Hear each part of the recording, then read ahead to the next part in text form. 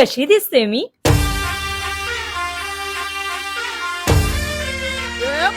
बस एवढंच जमणार, अजून नाही. आता जरा कुठे बरं वाटलं.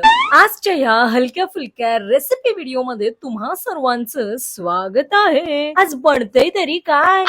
हे खायची माझी इच्छा झाली. तुमच्यातल्या कुणी याची रेसिपी विचारले? गावठी कोंबड्याच्या भाजी सोबत खायचा हा पदार्थ. पण आज तर वार पण शाकाहारीचा. इकडून तिकडून कसलाही काही संबंध नसलेली, हे बनवणारी फॉरेनला असलेली आणि जिभेवर टाकताच आपल्या गोडव्याने प्रेमात पाडणारी अशी ही चामटी.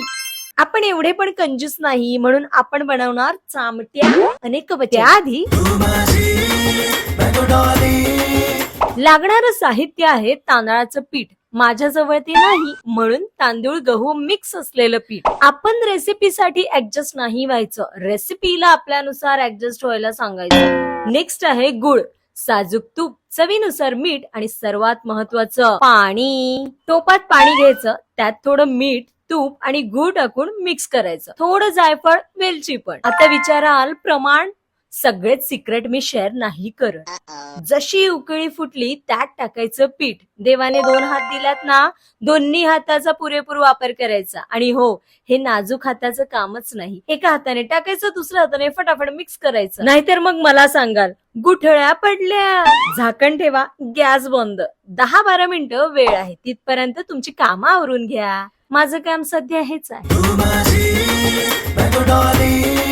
ताटात, परातात, वाटव्यात हवं त्यात काढून घ्या. जरा धीर धरा, थंड होऊ द्या. आता मी यात तूप टाकायलाच विसरले, त्यामुळे आता मी हातावर तूप घेऊन छान ते मळून घेईन. चामटांसाठी घास 5 लिटरचा डब्बाच आणलाय. पीठ मळताय तिथपर्यंत कढईत तेल गरम करायला ठेवा. Gulab soyabean oil, allrounder oil, deep fry, shallow fry, कुठलाही फ्राय असू द्या, सगळ्यात एक नंबर. आता खरी वेळ आहे कला दाखवण्याची, त्यामुळे ठरलं तर मग नागिन तुलाच पेणार आहे. जरा पॉज करा. थोडस तूप हाताला लावत मस्त लहानसा गोळा घेतला आणि